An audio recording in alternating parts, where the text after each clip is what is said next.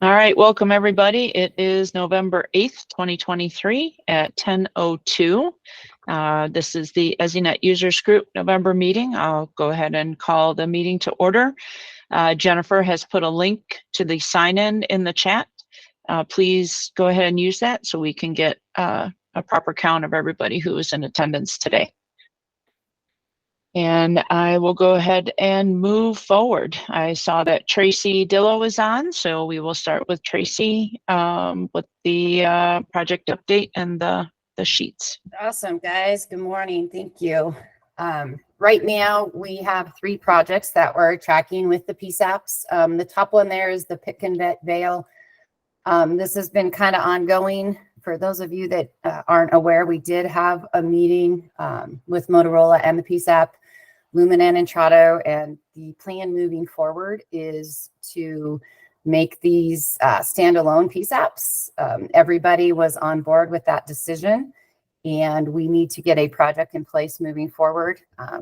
Right now, I do have the correct contacts within Lumen and Entrado to move this forward. We are just waiting for kind of a kickoff meeting start date that works for the vendor and the PSAP, and we can get that going. Anyone have any questions? Anyone from Pitkin or Vale have anything they want to add to that?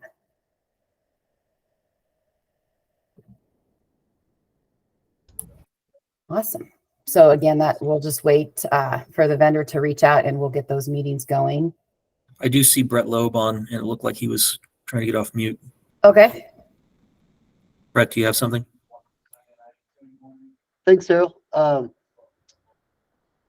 Yeah, I think I just wonder, Tracy, I know we're waiting for Motorola to come back with their quote on the new servers, but is there work that can be done by Lumen and Entrado ahead of time, so as soon as we get that, we can go right into installation?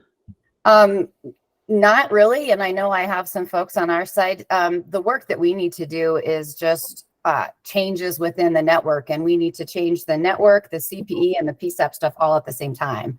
So until we can have that meeting that we've requested with all the different players online at the same time, Rich and team, you can correct me if I'm wrong, but I really don't believe that there's any pre-work that would need to be done by Lumen or Entrado. Yeah, agreed. And any pre-work that maybe could be done, we need more specifics before we do it from the vendor. So, verifying IP addresses, things of that nature. We do have to reconfigure our infrastructure to now treat this rather than a multi-node as 2 standalones. The network is in good shape. We already have routers and network at those locations. So I think we're prepared. We can have a relatively quick turnaround once we get in those conversations with the vendor, but not a lot we can do prior to them. Okay, thanks.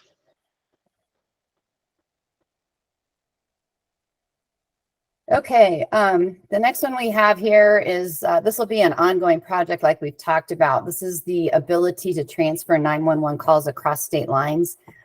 We continue to meet internally, have another follow-up call with my Lumen folks today. Again, this is going to be something where it's going to be different for each of our partnering states, if you will, because they're all, some are on our ESInet, some are on Atmos ESInet, some are not NG911. New Mexico, for example, I think is still out for RFP. So this will likely be a different solution per state. And the other thing that has to be considered is the cost of doing this for the states that we're wanting to transfer to. So I think it's long-term. We can keep the conversations going internally and with the individual state contacts. Daryl did provide those names and email addresses to us, so we do have them. But it's not something that this team and Lumen and Entrado can just turn around and do. You are going to need the funding and the buy-in from all of those other states. Joe raised his hand. Go ahead, Joe. Yeah, a question, just should we separate this into separate projects for the different networks we have to connect with? So we're not holding things up in any one place. It's clear Yeah, we certainly can break this down on a state by state basis. I still think it will be a while. I mean, I know we have one, is it Nebraska that is also on the same ESInet as Colorado? Rich or Jeff? Nebraska's in the process, but there's just one region of Nebraska that I'm aware of that's in the process. And then as far as New Mexico is concerned, they awarded the RFP to Motorola. Okay. So that's in the process. So Nebraska might be easier to kick off because they're with us, right? But definitely, Joseph, I think that's a good idea. We can go ahead and do some separate line items by state. It still isn't something that, even though I say Nebraska will be first and easier, the process to get there is not drawn out yet. So I'll have to continue to work with my solution engineers and development teams to see what that looks like for Nebraska. But I do understand your point. There's going to be some states that can do this a little quicker than others. So that makes perfect sense to me. And I can make that change I'll make that change on this document moving forward. Yeah, I agree. Just some additional information. It's going to be significantly easier for those areas already on net. So yeah, I think it's a great idea, Tracy, to track them separately, because some are, let's say, are more limited configurations and paper, things on paper that we need to take care of versus technical challenges or circuits or external agreements with other vendors that we need to take care of. So I think it's a great idea to keep them separate and to keep statuses on each. Yeah, and once we do get plans in place, right, we'll be having phone calls with the representatives at the individual states. So that will make a lot of sense moving forward. The last one there, I went ahead and added because we had several conversations around this. This is basically just communication during an incident. We did have some internal calls. We included Entrado in some of them, just around, the initial notification that is sent out to PSAPs, as well as follow-up notifications, and then the closing, everything has been restored and here's where we're at. We are working on that. Carl Klein is my NOC manager, and he is working with me and the rest of his team to update and try to enhance a little bit the form that is sent out. That's going to be something that's Q1 of 2024. He has received additional staff to help him do this. One thing to just throw out there, and most of you already know this, they're very specific on how much time we have to send out that initial notification, and there is limited notification. So we're providing what the FCC requires, but we don't always have a lot of notification, or we don't have a lot of information when that initial notification goes out. Something we can all agree on is better communication on the closing of that notification, right? A few more details as they are available. And the other opportunity is, we have 10 days to do a more in-depth explanation to you guys if requested. But we are working on that, and Carl has committed to getting something updated in Q1 of 2024. Okay, Kim, you have a question? Kimberly? So just an experience, and I just wanted to share it since this is an item we've been talking about. Yesterday, Entrado Techs took down half of our 911 trunks and forgot to put them back. And that was around 3 p.m. We're working on a Viper 7 upgrade, and they made a mistake. They didn't notify their own NOC, and again, they didn't restore that. So they took down, we were one-sided, they took down the entire path from Miami. So at 6:30 p.m., I received a phone call from one of my PSAPs who was on a conference call with Lumen NOC and Entrado NOC, advising them of the fact that we were at 50% capacity and single-sided. So she conferenced me in, and I want to say there are two pieces to that. It was fantastic because I had both NOCs on the phone with me, so I could talk to them. So that was great, and I've never seen that happen before. So huge improvement if that's going to be the standard going forward, so we can have good communication with all of us. That would be fantastic. My concern was the alarm should have triggered at 3 o'clock when the Entrado techs took it down and they didn't notify their knock, and it took 3.5 hours for a response. So that's something that we're following up on, just to let you know. And then I was also concerned of all the forms we filled out about who should be the point of contact for an outage. And it's always the 911 authority, because it's very confusing for the PSAP to get a phone call from Lumen telling them that they're half at capacity and one-sided from Miami. They have no idea. So we've talked before about profiles and how do we make sure our profiles are correct and all the outage flow. And regardless of how many times I have validated, checked, it's still wrong somewhere in Lumen's database. So how should I proceed? What can we do so I can first tackle that notification flow? And then again, I'm following up with Intrado, because I'm assuming Intrado had the delay in notifying the Lumen knock of the 3.5 hours of being one-sided.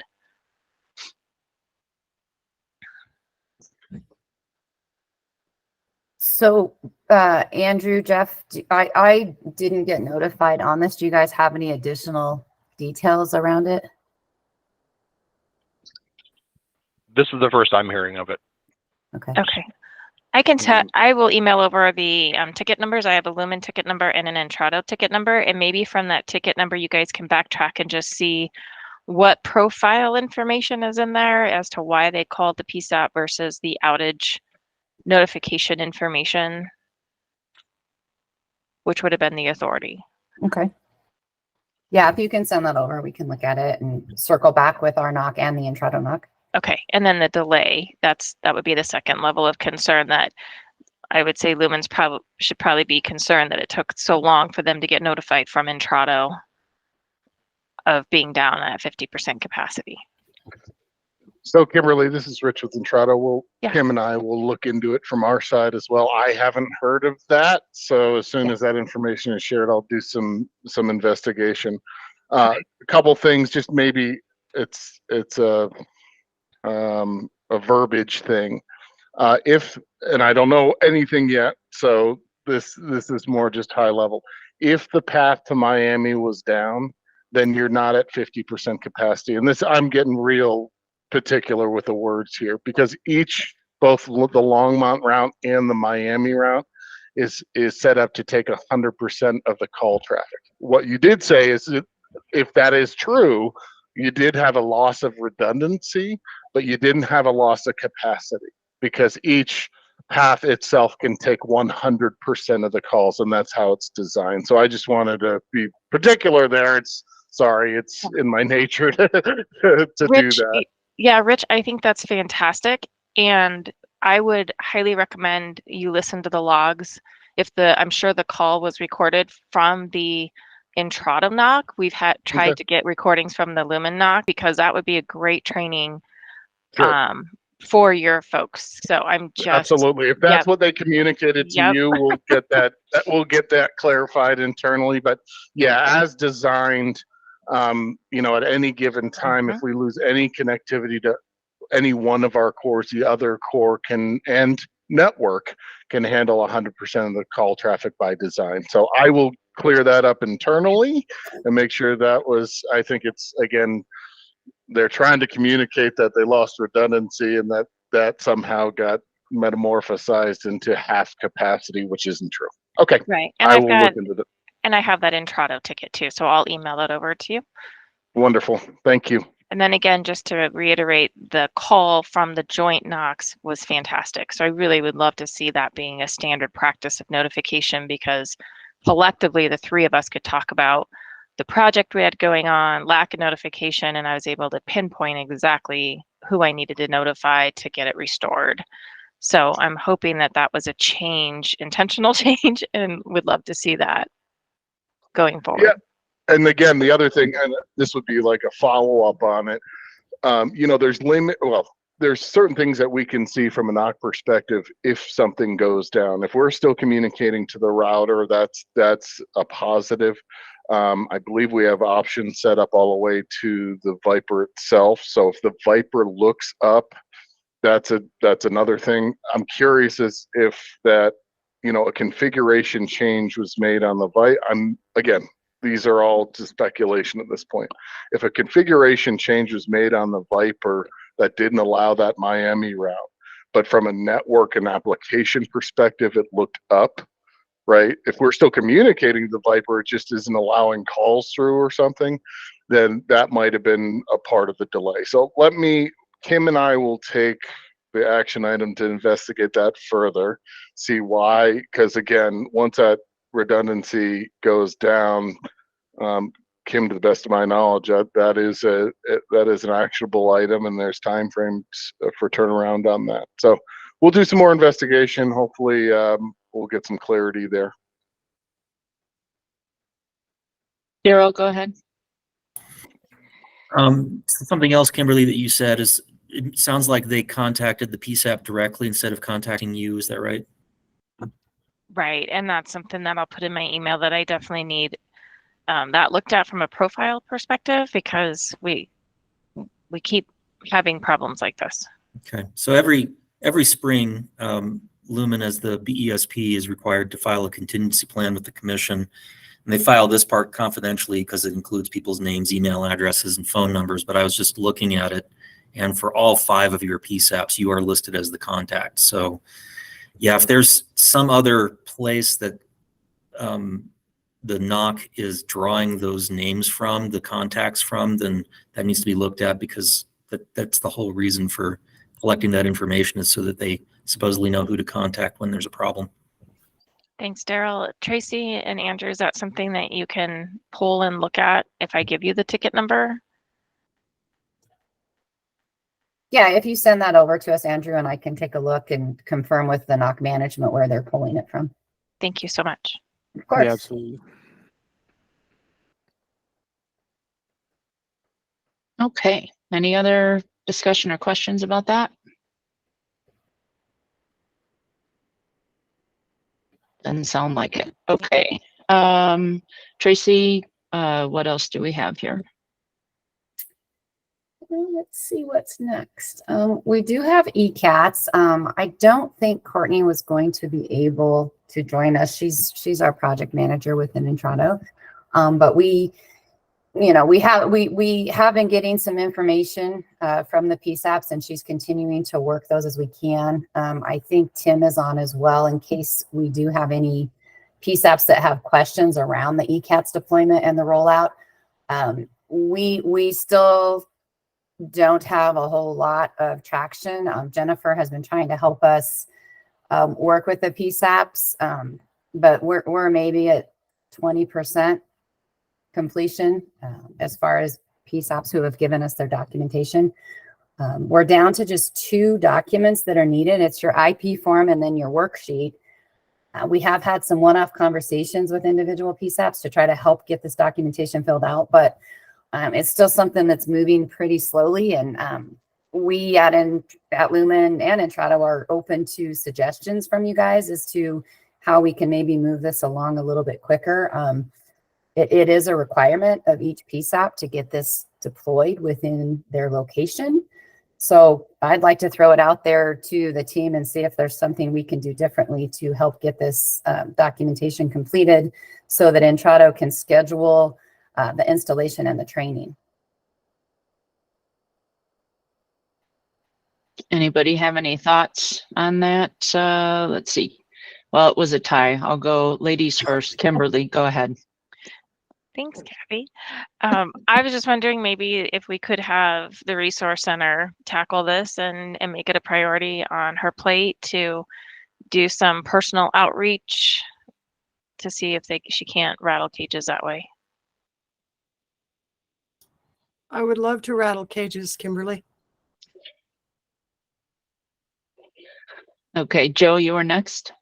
Yeah, can we get the list of who's responding, who hasn't published someplace, so that, if it's my client, I can remind them. If I'm talking to somebody whose client hasn't responded, I can nudge them. I mean, if we know, it'll help.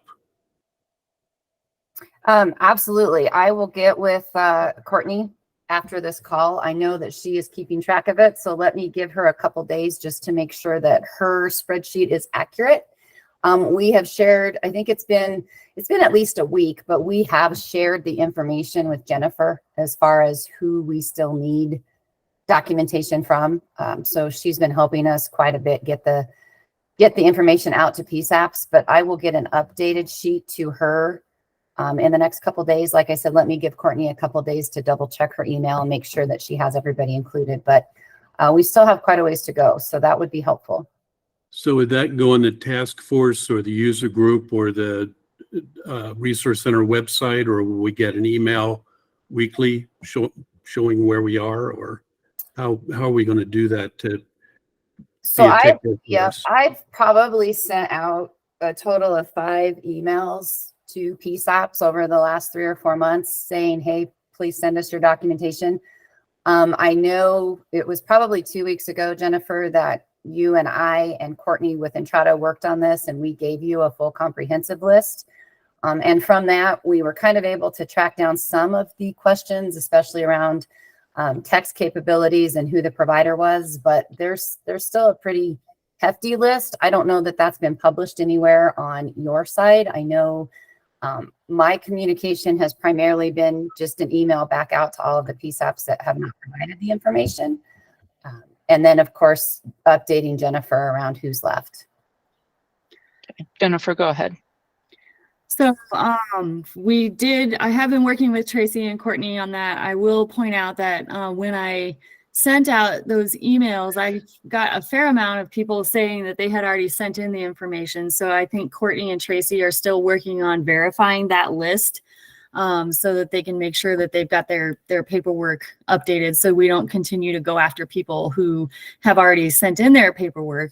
But the other thing that is kind of throwing a monkey wrench into the ECATS deployment is this discovery that for those who have Motorola call handling equipment or call handling solutions, Motorola is charging a fairly significant amount to those PSAPs in order to convert over to ECATS. And obviously, what I was told was it was either approximately $4,000 for a standalone PSAP or upwards of $10,000 for geodiverse solutions. It was Jeff Tucker from Motorola who let me know that. I asked him to be at this meeting so that we could have a conversation between Motorola and Intrado and Lumen as to what is actually needed to change those configurations at the PSAPs. Jeff had said he was going to be here. I got an email about 15 minutes before the meeting stating he wasn't feeling well. I don't see him on the list, but I know that we have a agenda item later in this agenda to talk about that. And if he is not here, then I would suggest that we ask some of the questions that we have for Intrado and Lumen as far as what equipment is needed from call handling equipment to the hardware to send data to ECATS. One of the questions I have is how much difference is there between the data that's already being passed to Intrado for reporting versus what's needed for ECATS? And then I think Kathy's got some questions specifically for Motorola that we should probably just share in this meeting, and maybe we can send them to Motorola after the meeting to get answers in between this meeting and next meeting. But I know for those PSAPs who were not expecting a additional cost to implement ECATS, that has come as a surprise. Yeah, thank you, Jennifer. And I think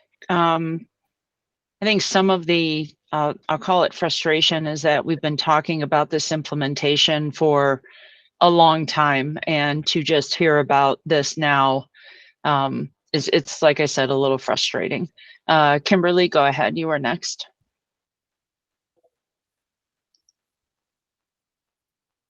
I think you're muted.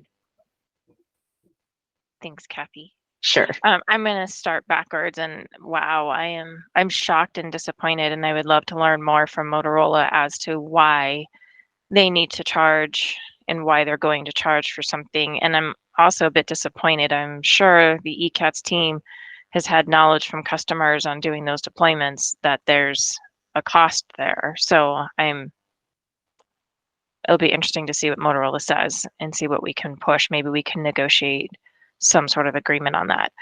The other piece about the list, so we've been early on with the ECATs, and we continually get the emails about not delivering the proper information for implementation. We've already even done our training and we're collecting data. So I know that the lists need to be reconciled, but the other issue is that the lists are going out to our PSAPs, and then they're getting really confused on what's going on. So maybe this group can validate, again, if you've got people that haven't replied, maybe this group can validate who should be the point of contact for that agency.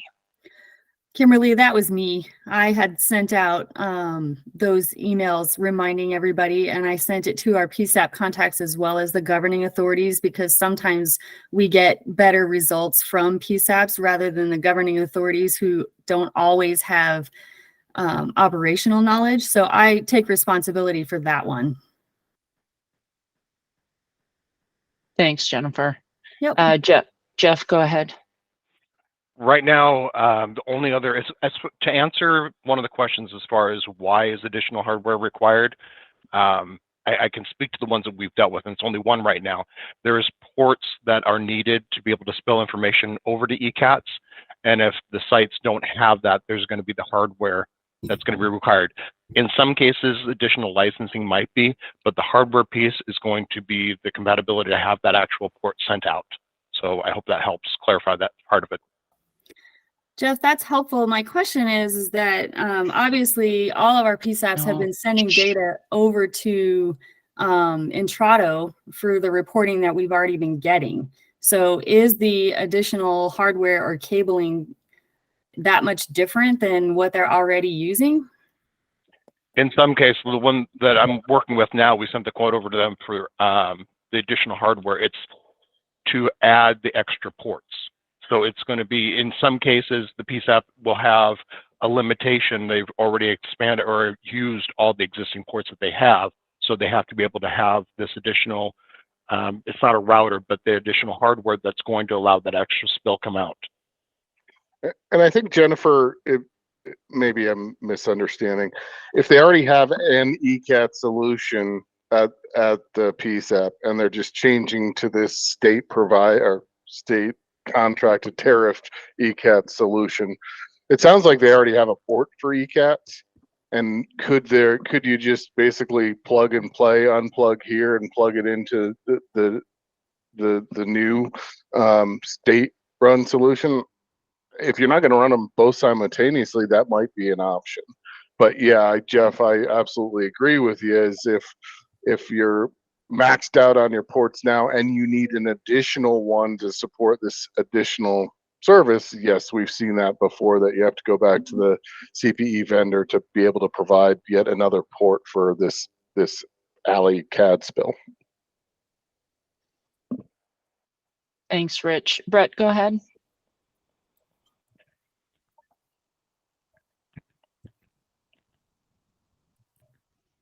Brett, I think you're still muted. Dang it, sorry. Jeremy Duncan's going to jump on here in a minute. We've been going through this with Motorola, and he's got an explanation. It's more than ports. It's converting the anti-alley data. And then I'll let Jeremy go from there. That's about as much as I know. I'll be right there. Okay, he's just signing on, but yeah, it definitely came as a surprise to us. And then when we got the quote back from Motorola, it's way more than what we had anticipated or even budgeted for.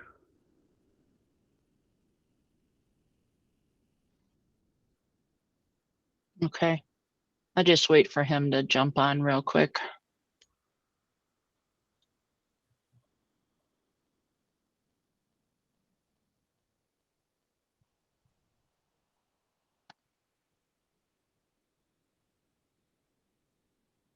Yeah, Kim, that's a good idea. Kimberly just said maybe something we can use the CPAP funds for in the chat.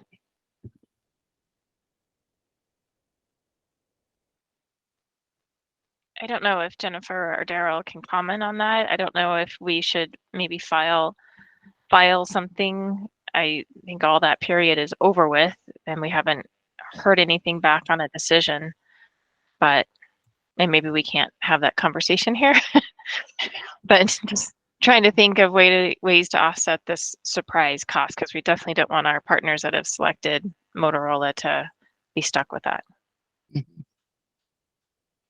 Totally agree. Jeff Irvin raised his hand. What's the magnitude of these additional costs? Any idea?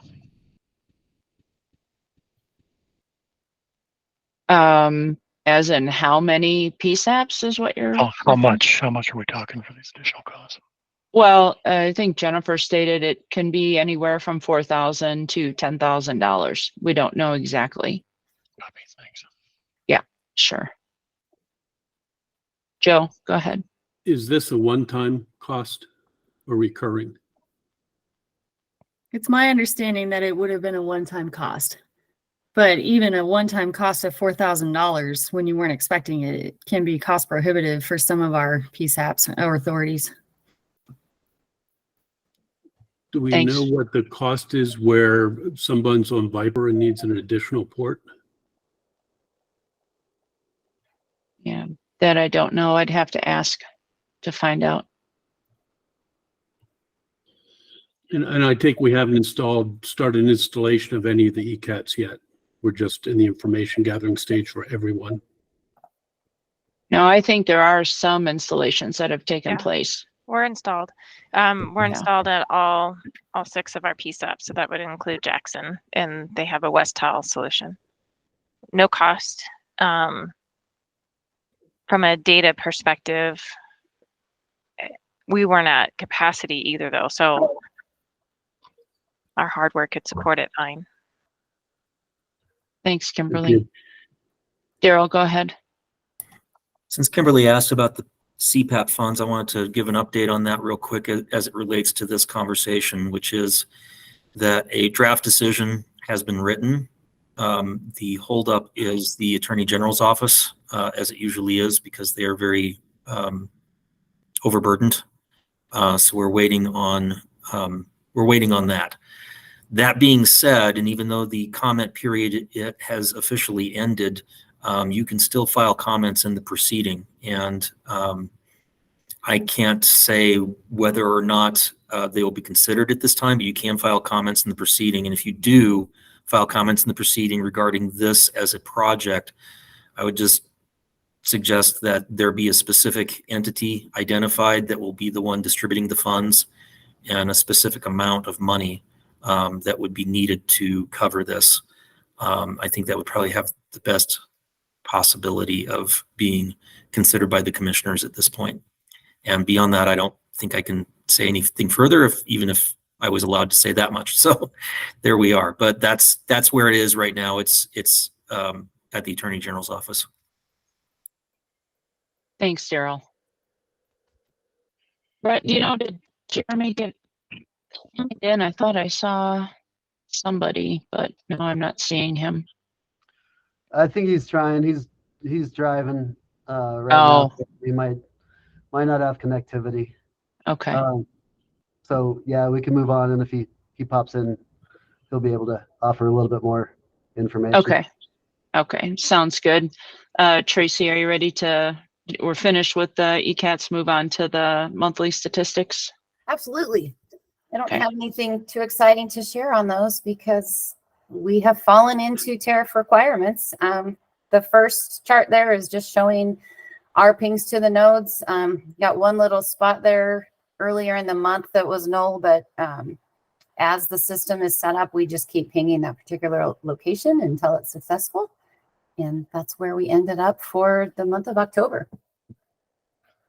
And the next 3, you can see this is by PSAP. Everything falls right above that 4 marking, which is within the tariff requirements.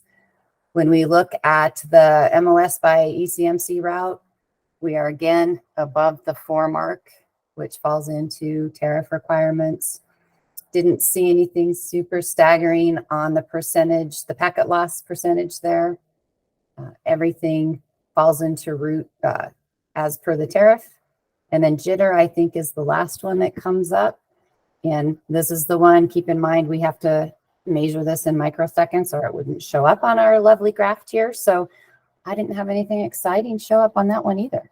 We like it when this is boring and within tariff requirements.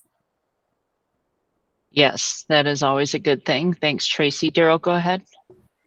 I think we might have mentioned this before, but would it be possible on this report to include what the tariff requirement is, so that somebody looking at this who may not be familiar with what's in the tariff will have some sort of frame of reference as to how well these are fitting within the quality of service measures? Yes, I think I have asked for that before. And Daryl, this is, we pull this directly out of our Splunk metrics, and it's, even though this particular chart is showed up specifically for the state of Colorado, I don't know if we can add a separate, or I don't think we can include something that's specific to the Colorado tariff in here. The only thing I could do is when I send this to you guys, I could include that as a second page to this document. Yeah, I think that would be helpful, or maybe we can just, after you send it to us, maybe we could just attach it as a second page, as a page at the end so that people can compare. I mean, what I would have is, Tim has provided me kind of what the tariff says. So I would just have exactly a copy and paste of what that is. But last time I checked with James on our side, there isn't a way to include that as part of the report because we use Splunk for all of our different 911 entities. Okay, thank you. Mm-hmm. It looks like Jeremy is on. I don't know if he can talk or not.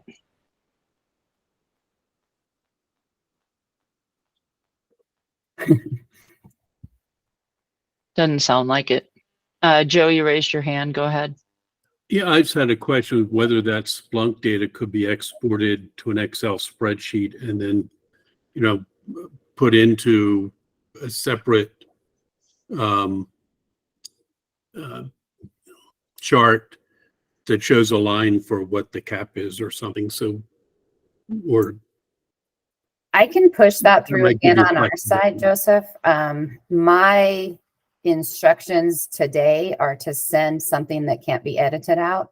So if I did it in Excel, that would not be the case.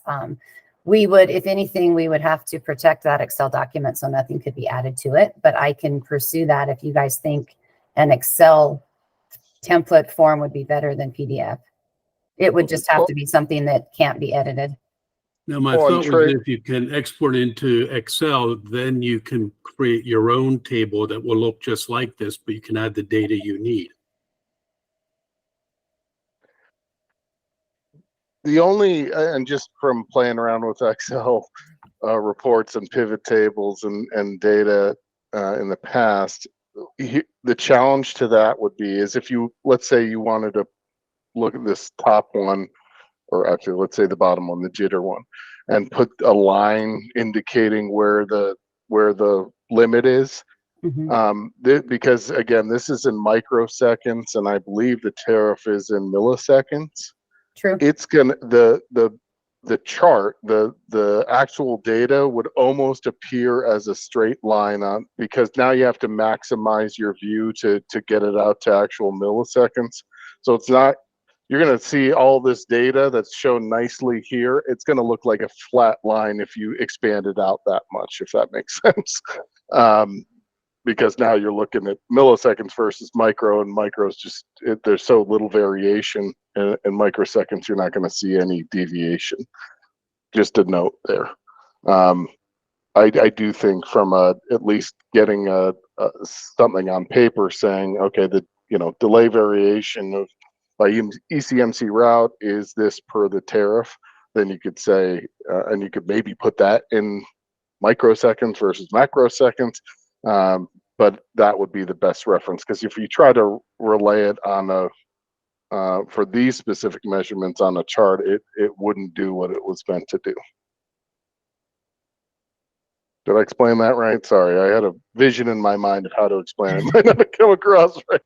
Well, and to circle back, Joseph, I mean, I'm certainly able to add an extra sheet, or as Daryl mentioned, he could add an extra sheet that explains the tariff limitations. I don't pull or manipulate this. It comes from my metrics team. So it is sent to me as a PDF. I do know it can be pulled as Excel.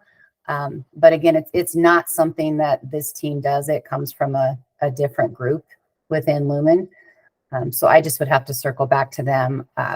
The quickest, simplest way would be for either myself or Daryl to just include an extra sheet, or maybe wherever it is internally that you guys store these, maybe there's something at the top of that web page that just is kind of like a legend that says this is what the tariff requires, because that doesn't change. It's always going to be constant. And it would be the same for me. It would be a copy and paste into the email that to Jennifer and Kathy. Yeah, I didn't mean to make such a big deal of it. I just thought that this chart is generated by data that comes out, and usually you can put the data in an Excel spreadsheet and then, format it with whatever other data you want. And if that was important to this group, it would be possible. But thank you. Not to beat a dead horse, but this paragraph up here at the top, can that be customized? I would have to go back to our team, who would then have to go back to Splunk to see. It's been that way long before I even started working for Lumen, or most of the people on the team. So I don't know. Okay. I can certainly find out if it can be changed. I don't know what that would entail. And if so, circle back with you and see. Okay. Maybe we can work offline on this, but I just hoping for an easy solution, but if not, we can do a slightly less easy solution. Yep, let me find out. Thanks. Jeremy, go ahead. Can you guys hear me? Yes. I apologize. I'm a little late to this, and kind of to circle back on the ECATS conversation Brett had let me in on the Motorola Solutions side of the house and the additional equipment that's needed. One of the areas that was presented to us was ECATS was just going to need a alley spill for information, and we found that to be incorrect. The ECATS solution is looking for a call detail record from each phone system. And so on the Motorola solution, that's hard to present, as they do an active standby solution. And so whether you're geodiverse or you're standalone, it's only going to spill from the active server. And so the additional hardware that's needed is what they call a digiport, which is an IP to serial device that then sets up between the active and standby server to feed that information out. And it sets up like a printer to ECATS, and the active server will spill to it. And then if it goes inactive and the other server takes over, it spills to it. And so it's not an actual a alley spill as much as it is the call detail record that's coming from the phone solution on that active server. And so there's additional hardware required on the Motorola solution to make that work. To Jennifer, and I caught it in bits and pieces, it's about $4,000 for the setup and installation. And so she's accurate in that pricing that these centers are going to have to come up with for that solution to make ECATS work. All right. So Thank you, Jeremy. Just 2 cents on that. Sorry. So, Jeremy, just so I understand, and I can go back to our ECATS team, it is not a standard alley spill. It's a CDR type of spill. Correct. Is that it's a call detail record is what it's called. And that's what's actually getting set up in the Viper and every other solution. They're not capturing the alley spill, because we were able to spell that out pretty easily on the Motorola side. They're looking for the actual call detail record so they can get the SIP session information and parse that call to that SIP session information, which is where that's coming from. And so I think, okay. Go ahead. Sorry, and because that is done separately on a host remote type or a multi-node type of solution for Vesta, each CDR is local to that specific node. There's this digi equipment that puts in essence, is put in the middle to be able to feed that CDR from either node to the ECATS equipment. Is that the correct? Correct. And so what happens in a you have a serial port cable that's going into ECATS that's coming out, and it's got to plug into the server set somewhere. But in a Motorola Viper solution, there's two servers, and one side is active over the other, and they can fail over at any point, and the other one goes active. So it's an active standby situation. Well, to get that call detail record to print out, I have to be plugged into that active server. And so to get around that, Motorola utilizes a DigiPort solution, which is an IP to serial adapter. And they set the server sets up to basically spill to that IP address. And so the active server will always spill to that IP address, which then connects that serial information. And so when the servers fail over from a standby mode to a hot mode, it automatically picks up and starts spilling to that same server port address. And so it requires, because it can't make the physical connection. On like a Viper solution, they have the ability to actually set that up independently of the actual server itself. It's done on a different server than that hot standby telephony server. And so it sets up a little differently there. Gotcha. Thank you. Yep. Okay. Any other questions, comments about ECATS? Okay. And Tracy, were you done with the statistics? I think Yes, ma'am. at the last one. Okay, great. I know we're at 10:48 right now. Before we move into the strategic plan, there was just a couple of things that I wanted to bring up. I wanted to ask Lumen about.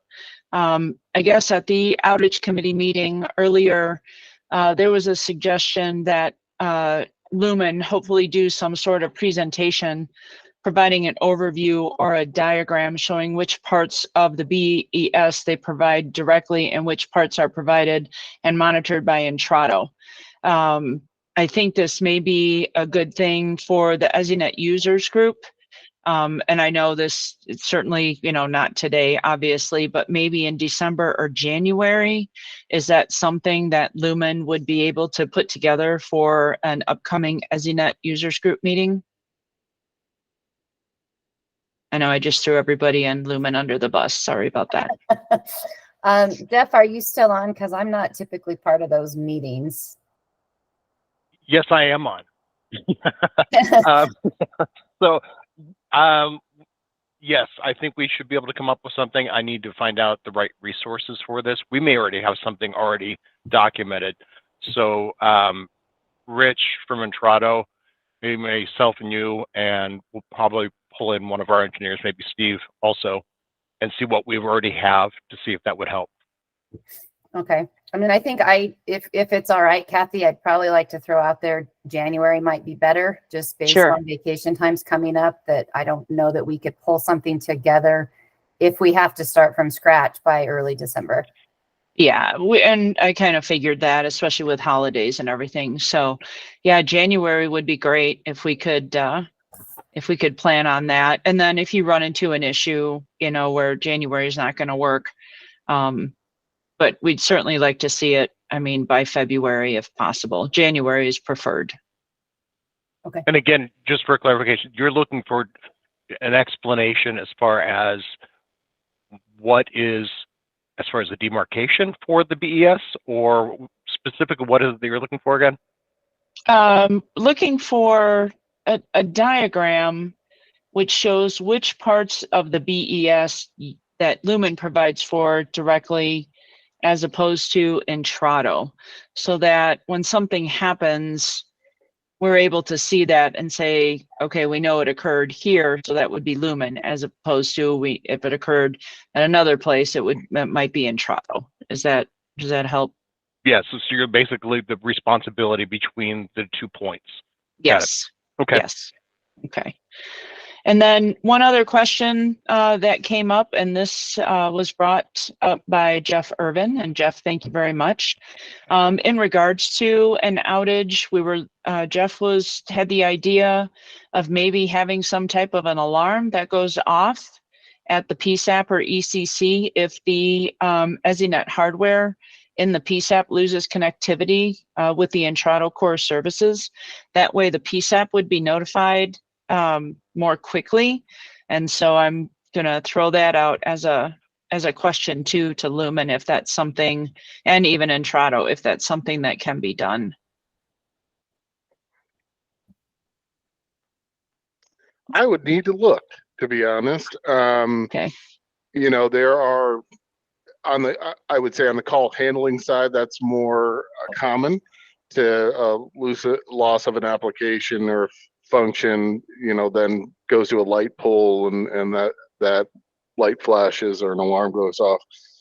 I'm not sure we've ever done that on the ESInet side.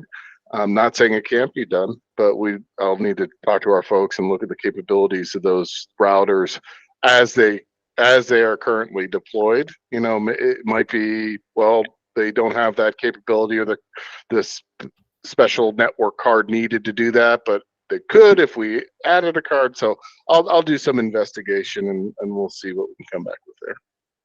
Okay, thanks, Rich. Jeff, go ahead. Yeah, and Rich, this just harkens back to, you know, the old days when we had chemtrunks and, you know, if we lost connectivity, you get an alarm and do a manual transfer, blah, blah, blah. And now Sure. with the automation and the ESInet, that just doesn't happen. And so the ECC sitting there wondering why the phones are quiet. Right. No, I get it. Yeah, I think it's valid. You know, it's almost like the make busy switch. You know, once Right. we increase the technology, the need or the want didn't necessarily go away to have that. So it makes sense to me. I'll investigate. Great, thank you. Sure. Thanks, Rich. Okay, that'll be interesting to see. I look forward, hopefully, that we'll have something positive that we can have that at each PSAP so that they have a notification. Okay, let's go back to the strategic plan. We had myself, Jeff Irvin, Matt Gaich, Andrew Dameron, and Joe Benkert, who reviewed the document. I think everybody made it through all of the document. There was quite a bit. I want to thank Joe and Matt. Everybody had comments, but a majority of the comments were from Joe and Matt. I know they put a lot of time and effort into that. So I'm going to defer to Daryl and Jennifer on this because I've not done this before. So should this be reviewed internally before it gets sent out, or how does it work from this point on? Well, I'm going to jump in and say again, thank you to everybody who devoted hours of time to reviewing this document. I was going to suggest that we send out a red line, but I think that it will break everybody's brains because so much has been done. So what I'd like to offer is I would volunteer to write up a clean copy based on everybody's input and then have it ready for the next meeting so that people can read over you could basically then compare the old document with the clean new copy and we could go from there and see what everybody thought of that. I think that's an excellent idea, and thank you, Jennifer, for offering to do that. Go ahead, Matt. I agree, though I would suggest that if someone really wanted to see that messy red line, that it be available upon request. Oh, I'm happy to share it out. But I would warn you, it might make some people's eyes bleed. Mm-hmm. Yeah, there was a lot. Joe, go ahead. Because of the length of that document and it's hard to follow what changes were made to the ones I made and all, it would be helpful if we have a couple of weeks to look at that before the meeting. Yeah, I can work on that. And what is 2 weeks from now? Let's see. Thanksgiving. How about the 27th? I think that'll be fine. All right. I better write myself a sticky note. There you go. I mean, my concern is that feasible? Because that I'm sure you have a lot on your plate and that's a complex document, I think. with all the changes. Daryl, go ahead.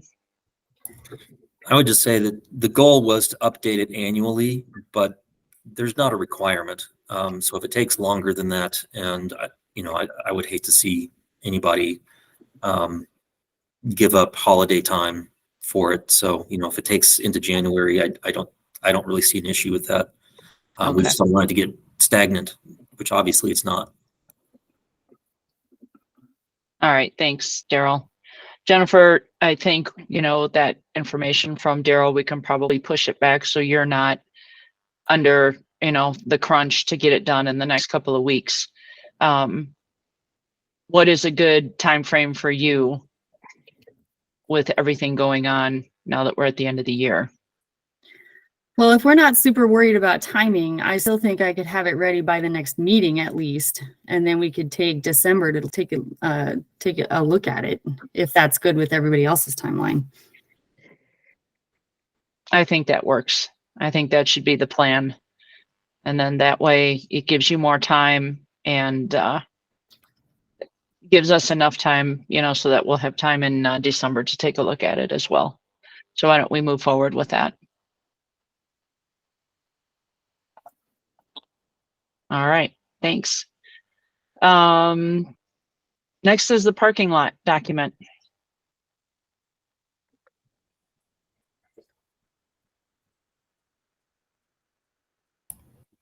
And the idea So behind this just being that there were certain things that had been on our agenda that we didn't really have anything to talk about at every meeting, so we put it on a parking lot to review if we need to take anything off and discuss it.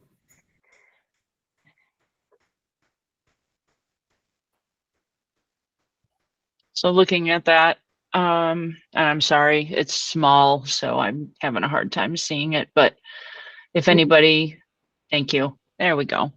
If anybody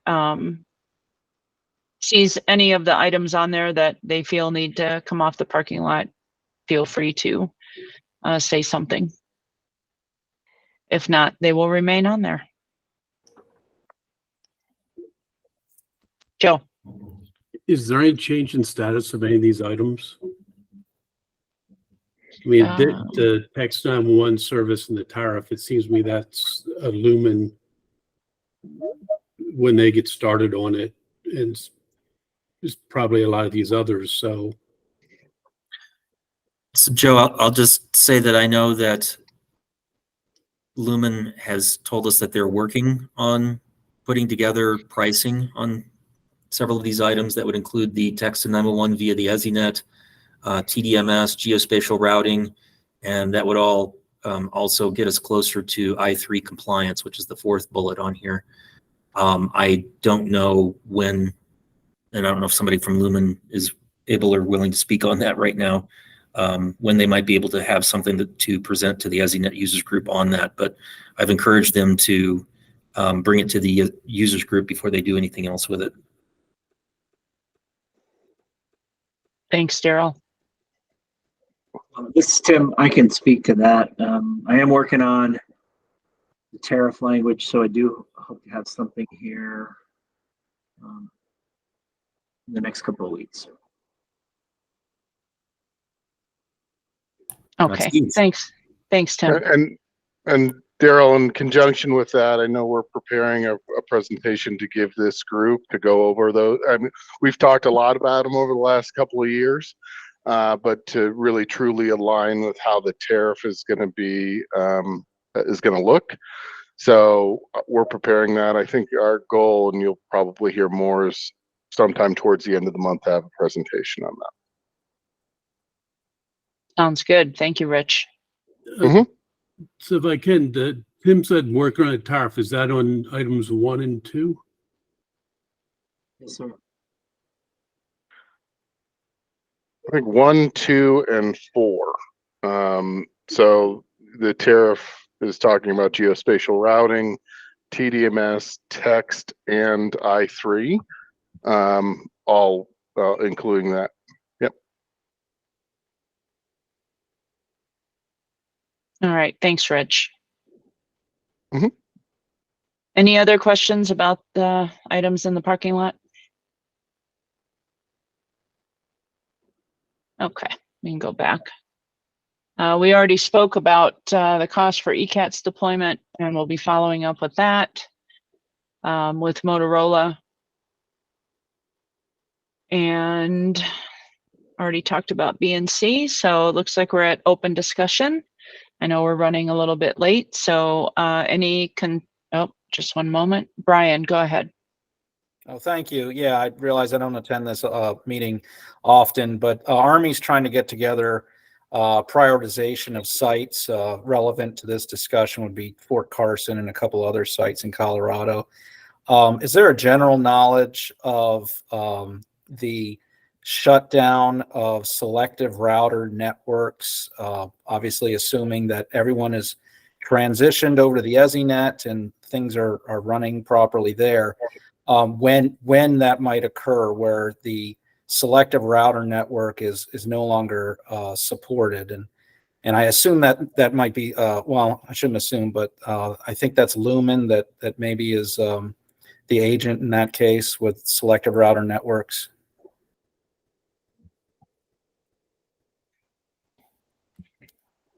Anybody from Lumen care to try to answer that one? This is Tim. I can't, but I'll see what I can do. This did come up the other day because we are working on a network improvement plan. And so that was one of the items that we started talking about, was that configuration. I think now that we've got folks off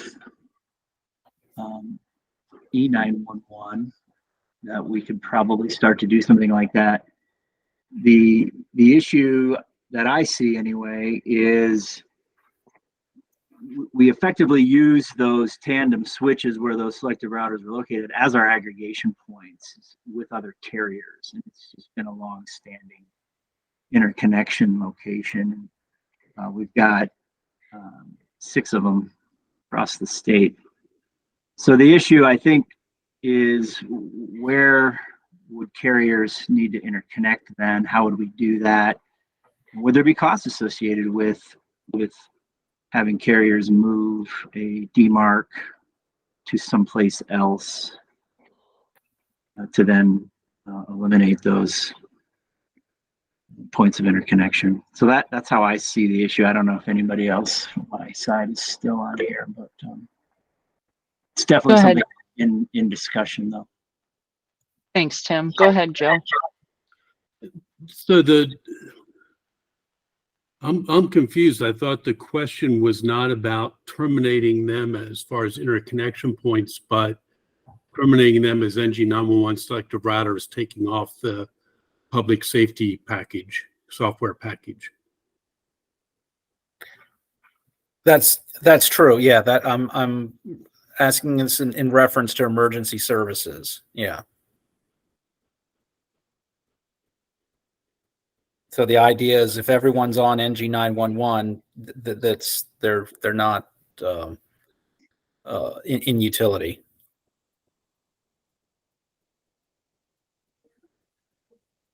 Okay, well, it sounds like that's probably going to be another conversation with Lumen. Tim answered it to the best of his knowledge for right now. But can we have, Brian, can you reach out to Lumen in regards to that?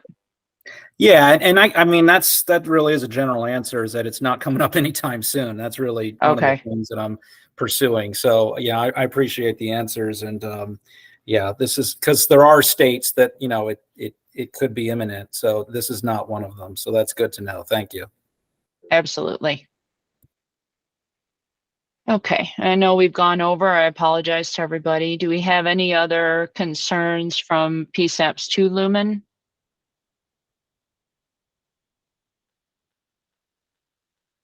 And any open issues from Lumen to the PSAPs?